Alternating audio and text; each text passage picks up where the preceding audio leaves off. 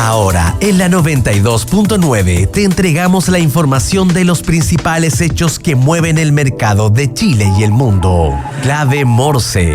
Decodificamos los conceptos económicos para el ciudadano de hoy. Javiera Quiroga, Diego Uribe, Nicolás Leal y Felipe Reyes analizan la actividad económica y sus conexiones con la política, tecnología y el medio ambiente. Bienvenidos a Clave Morse. Hola, ¿qué tal? Muy buenos días. ¿Cómo están? Estoy acá en la radio, en Radio La Clave, conectado onlinemente junto a mi gran amigo Diego Uribe desde México. ¿Cómo estáis, Diego? Bien, Felipe, aquí hay que decir martes 30 de enero, ya se nos... Martes 30. Va el mes. Así es. Se nos acaba mañana el mes, con 31 días de enero, a diferencia de un febrero especial que tiene 29. Sí, bisiesto. Bisiesto, sí. Así es, cada 4 años. Un día laboral más, pues. Oye, excelente. Excelente a lo que nos toca ahí dirigir empresas. ¿Te has fijado No, es súper heavy.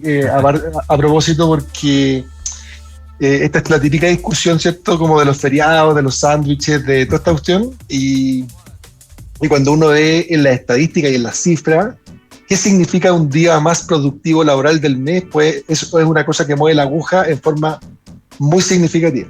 Pero completamente. Yo te diría que la gran diferencia de veredas cuando uno es empleado y cuando te toca emprender, por lo menos a mí, yo fui empleado toda la vida y hasta que empecé a emprender hace como 10 años, es la valorización de los feriados. Cuando uno es empleado, un feriado es lo más agradable que hay. Qué rico, ojalá hubieran récord de feriado, y cuando te toca estar del otro lado, empezáis a decir, te empiezan a doler un poco justamente porque bajáis la productividad.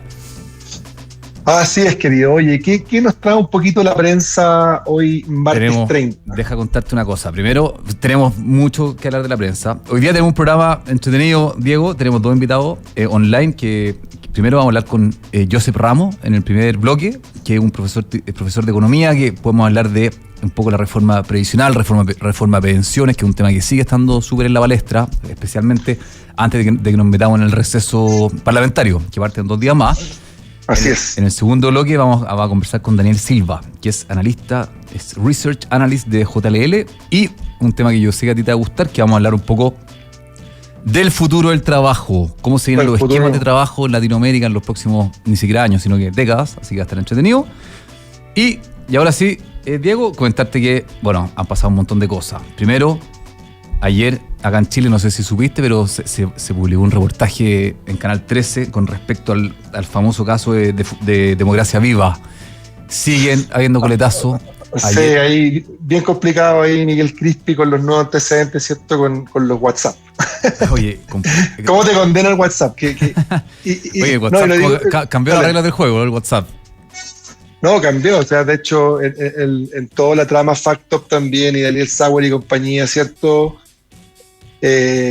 También fue el WhatsApp, sí. Un audio grabado en WhatsApp el que desata o el que va agregando antecedentes, así que el WhatsApp se ha transformado ahí en una pieza clave, sea a veces por negligencia que uno tiene conversaciones, o porque intencionalmente es una forma de dejar un registro y luego cobrar un seguro más adelante si es que las cosas se ponen medias feas. Es completamente de acuerdo, Diego. Y en ese contexto los audios se han transformado en una herramienta, porque los audios, a veces los mensajes escritos pueden tener cierta suspicacia o tú puedes decir, tal vez no lo escribió tan así o está sacado de contexto, pero los audios son los audios. De hecho, en este entuerto y en este destape que hubo ayer del reportaje de Canal 13, hay audios de la ex subsecretaria de Vivienda, que es Tatiana Rojas, que se nota como el tono. De hecho le dice a Carlos Contreras, le dice, no, mira, aquí lo que vamos a decir es que es lo típico, que no pasa nada, que esta fundación es una más de las tantas, con ese tono, y ese tono al tiro te deja como la sensación de que está como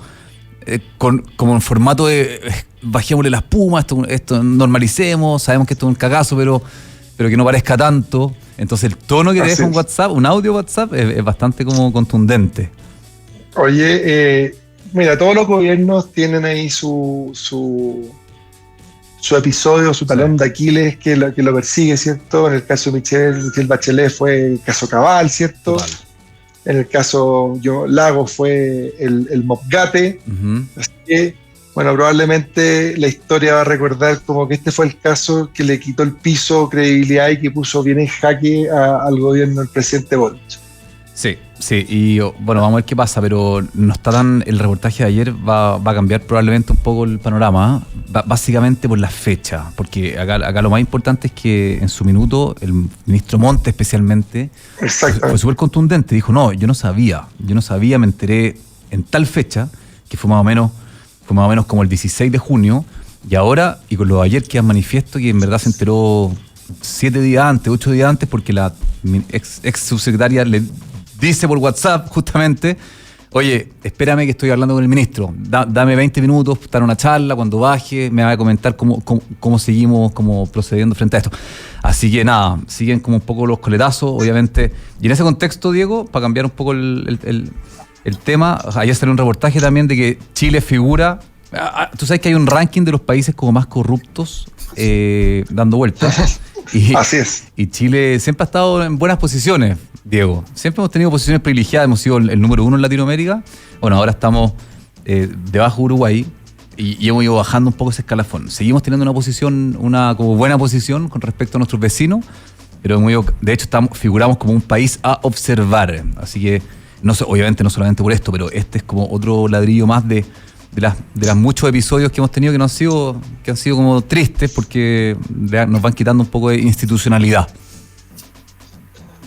Bueno, oye, vamos aquí ya, el tiempo en radio siempre avanza rápido y ya tenemos conectado con nosotros a nuestro primer invitado, voy a introducirlo, es Joseph Ramos, profesor titular del Departamento de Economía de la Universidad de Chile, destacado profesor, así que le damos la bienvenida a Clava Borse. ¿Qué tal, Joseph? ¿Cómo estás?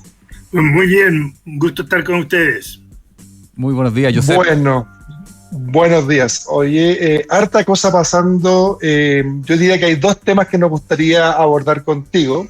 El primero, evidentemente, que tiene que ver con la reforma, ¿cierto?, previsional. Entra al Senado, ya empieza la discusión más a detalle y particularmente se toma ahí, ¿cierto?, en la discusión cuál va a ser finalmente la fórmula del 6%, 4-2, 3-3.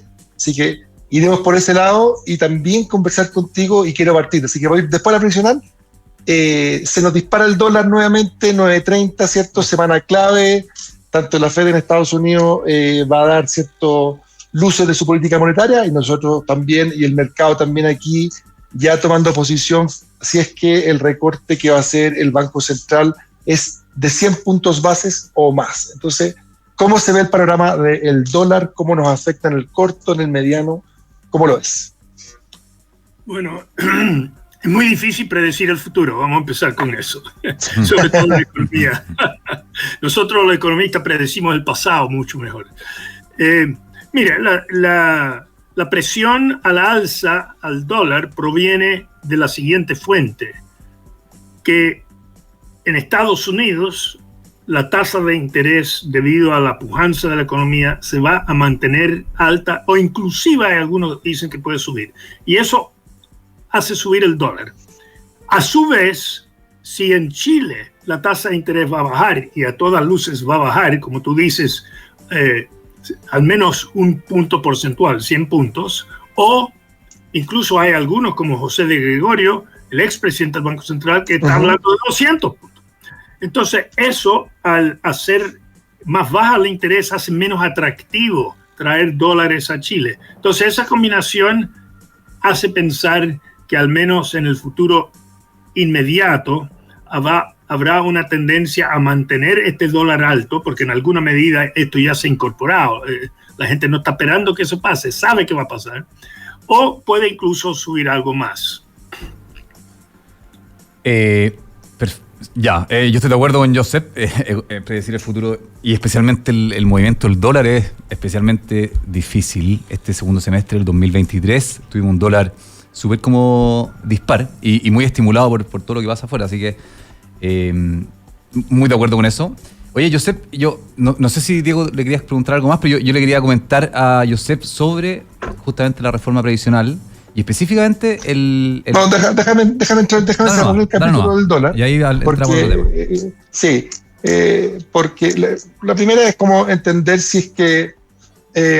porque yo entiendo el tema de los movimientos de tasa y cómo, ¿cierto?, los inversionistas van obviamente tomando decisiones donde crean que pueden encontrar mayores retornos, y especialmente en lo que se llaman los depósitos, ¿cierto?, del tesoro a plazo, etcétera. Las tasas mayores o más atractivas hacen que los capitales se muevan hacia allá. Pero al final lo que te quería preguntar, Joseph, es, hay una parte de la economía financiera, ¿cierto?, que va determinando el dólar, pero también finalmente el dólar es un reflejo de la fortaleza de tu economía, y cuán fuerte es tu moneda es también cuán fuerte es tu economía o cuán competitiva. Y en términos de la competitividad de nuestra economía, ¿qué debiésemos esperar para el dólar como tendencia de mediano plazo? ¿Es un dólar que va a ir al 8.50 porque tenemos la posibilidad de fortalecer la economía, o nuestra economía tal como está con su PIB tendencial de 1.8 simplemente dice no, vamos a tener que convivir con un dólar que más bien está en los 900 y de 900 para arriba? Buena pregunta. Y mi opinión personal es que el dólar está alto si uno ve los fundamentos de la economía.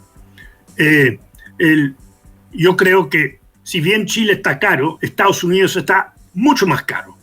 Entonces, el dólar es para de algún modo ser competitivo, por así decirlo, con Estados Unidos. No solo Estados Unidos, pero eso como ejemplo.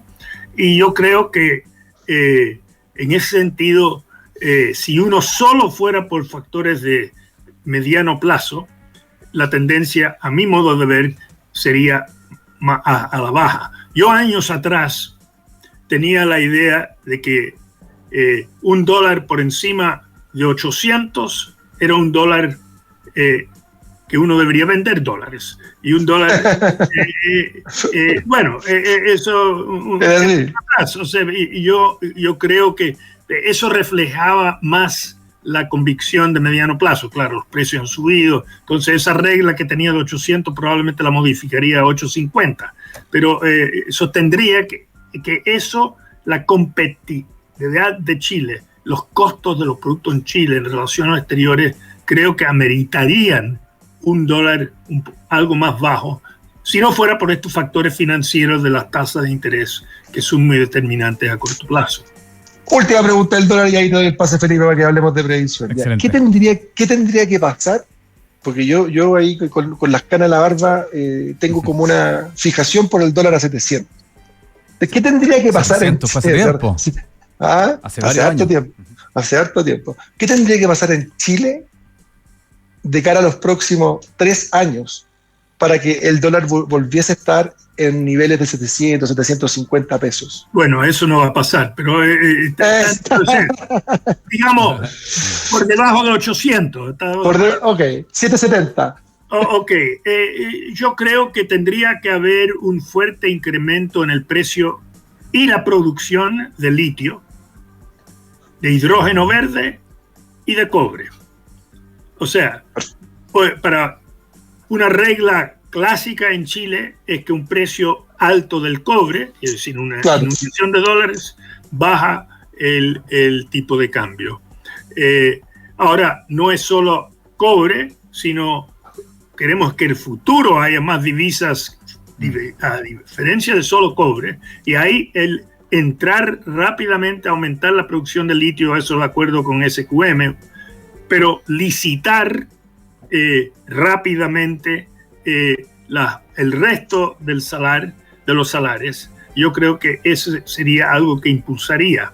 Probablemente, ya yendo un poco a otra cosa, creo que si este proyecto de permisología que ha presentado el ministro Grau llegara a avanzar en la economía, en el Congreso, eso también sería algo positivo. Por supuesto, no es que el día siguiente entren los proyectos, pero hace que el futuro mediano va a ser muy positivo y el mercado va a responder a eso. Excelente, Joseph. Ahí también comentar que hay... Bueno, yo estoy muy de acuerdo contigo. Ojalá toda esta voluntad de desbloquear la permisología que ha mostrado el gobierno en los últimos meses se materialice, porque sería muy positivo y me encanta saber que lo tienen como una bandera, porque realmente tenemos tiempos súper lentos y que desincentivan obviamente la inversión extranjera, que es tan importante para recuperar nuestra economía en este minuto. Y ahí, bueno, solamente metiendo un comentario, obviamente el dólar bajo tiende a beneficiar a los chilenos, porque bajan consumo casi de canasta básica, o temas como la benzina, que sigue siendo súper sensible. También hay gente que le gusta el dólar alto, o sea, hablemos de los exportadores. Justo ayer hablábamos con el presidente de la Asociación de Frutas con respecto al boom de la cereza. Hay un dólar alto, hace que uno tenga más rédito, pero en general, Joseph, y ahí quería conocer tu opinión, obviamente un dólar bajo tiende a beneficiar a una mayor masa de chilenos, ¿o no? Beneficia al consumidor. O sea, todos los productos importados son más bajos y los productos que compiten. Pero yo estoy con el punto que tú hiciste. Lo que uno quiere, si yo tuviera que elegir entre un dólar bajo y un dólar alto, tendería a favorecer el alto. Porque si bien uno dice, solo ayuda a los exportadores, es que eso es lo que dinamiza la economía. Un dólar bajo es pan hoy, pero hambre para mañana, porque desalienta los motores de la economía. Entonces, si el dólar se pone bajo porque las exportaciones están subiendo por otros motivos, las licitaciones del litio, más hidrógeno verde, más inversión en cobre, bueno, eso es positivo. Así que, pero en general, ustedes no se van a recordar, pero el dólar a 39, los últimos, entre el 79 y el 82, fue un desastre para las exportaciones y para la economía chilena. Yo todavía tengo recuerdos de un dólar a 400 y tantos pesos chilenos. Ya, vamos a la previsional. Dale, Felipe. Oye, bueno, ahí metiéndonos en el tema de la reforma previsional, que está súper en boga en esta última... Diría que la última semana o 2 semanas ha sido un tema diario acá en nuestro país de discusión, del famoso 6%, 3 y 3, de que el gobierno celebra que se llegan a acuerdos, después dicen que no, el oficialismo, como que ha estado bien en discusión, diría yo.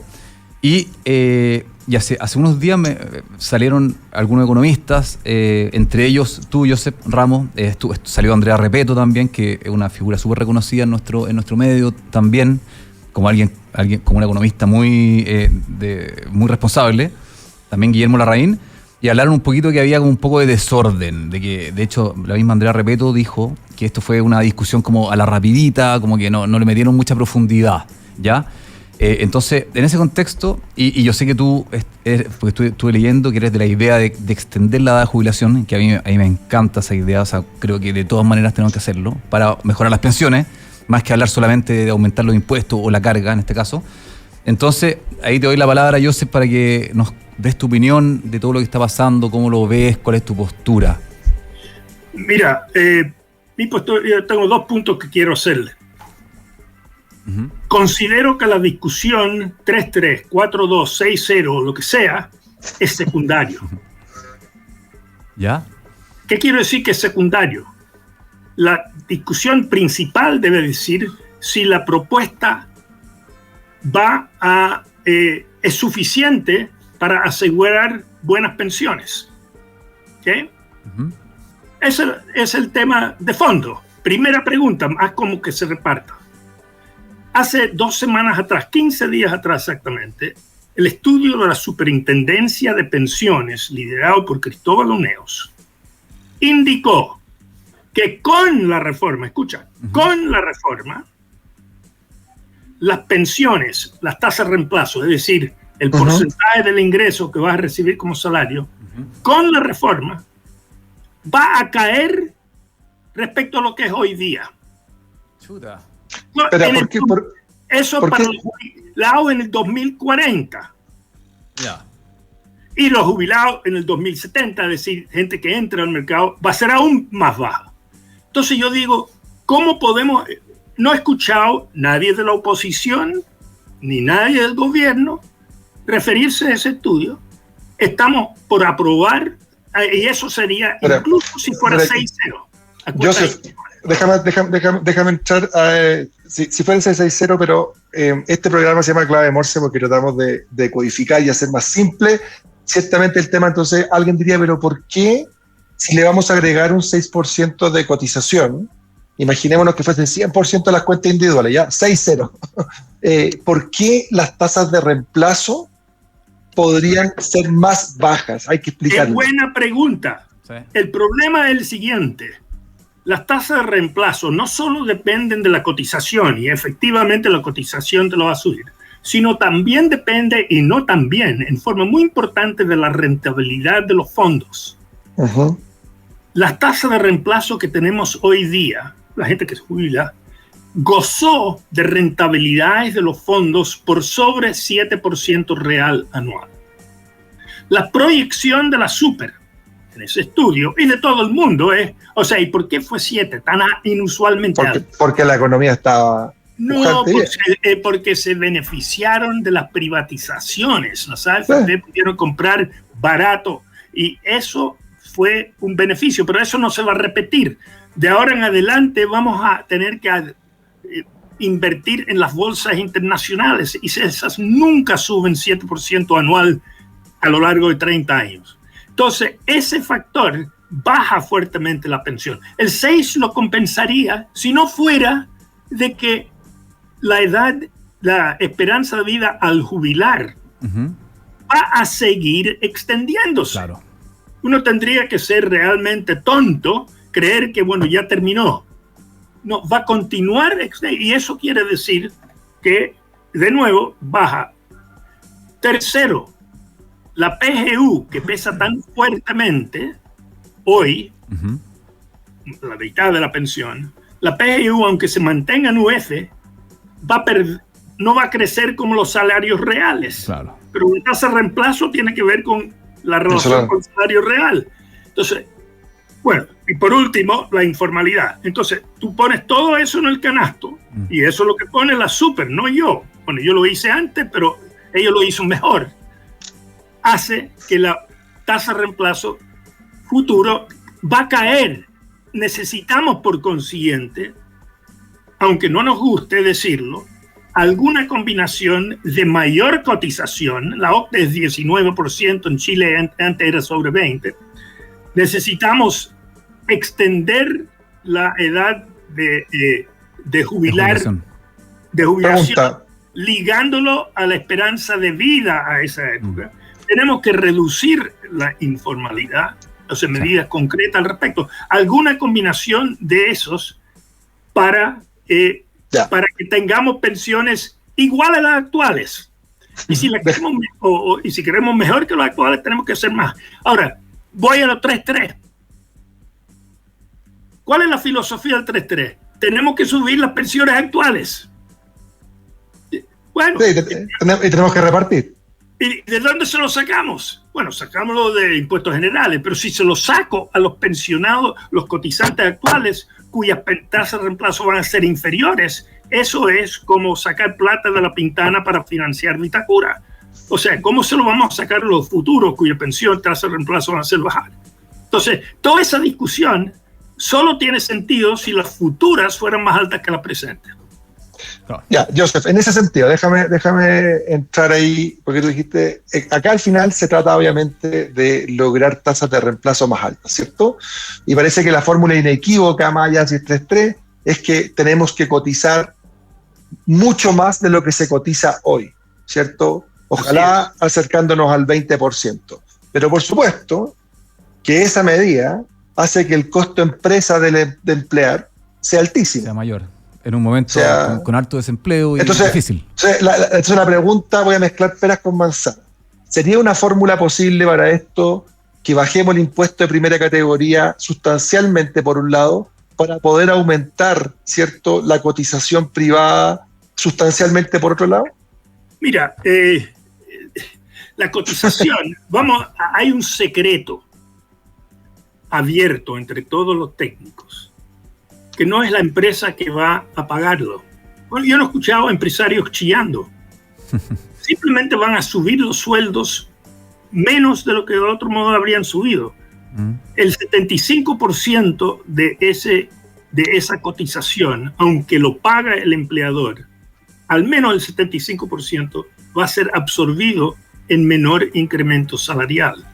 No se dice, porque claro, sería impopular, pero... Claro. Es así. Por eso es que los empresarios no están chillando. Y por supuesto, no es pasarlo mañana, se tiene que hacer gradual. No, tiene que ser gradual, sí. O sea, de hecho ya los 6 puntos gradual, bueno, extiéndelo 4 o 5 años más y llega a 18 o lo que sea, a la cifra. Pero uno tiene que ver los números. ¿Ustedes han escuchado que el gobierno diga, esta es la tasa de reemplazo que queremos? No, pues si no la saben. No, Michelle Bachelet no lo hizo en su gobierno. Sebastián Piñera en su propuesta tampoco lo hizo. Así que, ahora, una cosa más, ya, y con eso termino esta lata. La tasa de reemplazo que se suele hablar hoy, que es baja, a mí me no es tan baja, es 62%. Tú dices, oye, eso es bien bajo, efectivamente, pero eso es de tu salario bruto. Pero ustedes no viven del bruto, viven del líquido, ¿cierto? Sí. Bueno, resulta que 62 respecto al bruto es 78 respecto al líquido. 78. Si además vas a subir la PGU a 250, sin 3.3 nada, ese 78 sube como a 88. Entonces, estoy hablando de la mediana, no gallos que ganan 2 millones, 3 millones de pesos. Me interesa el 75% del pueblo chileno. Entonces, tampoco son bajas las actuales. Eso también es una especie de mito respecto a los números. Por supuesto, estoy hablando de la mediana.